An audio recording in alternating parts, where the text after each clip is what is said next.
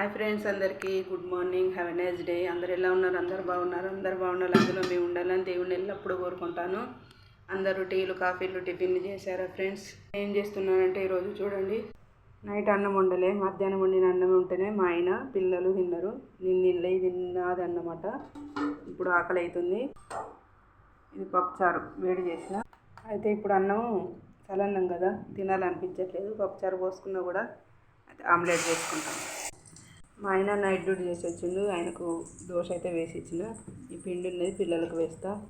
చట్నీ కూడా నూరాలి.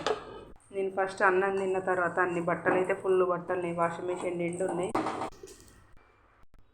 నైట్ అన్నం తినకపోతే గాబర అనిపిస్తుంది మార్నింగ్, అందుకని అన్నం తింటున్నా. ఏమనుకోకండి ఫ్రెండ్స్. టిఫిన్ చేయాల్సింది కానీ అన్నం మళ్ళీ మధ్యాహ్నం వరకు ఖరాబ్ అవుతుంది, ఎండాకాలం కదా. నిన్న మధ్యాహ్నం అన్నం తినడం లేట్ అయింది, 3:30 అయింది. బాయ్ ఫ్రెండ్స్, మరి మరో నెక్స్ట్ వీడియోలో కలుద్దాం.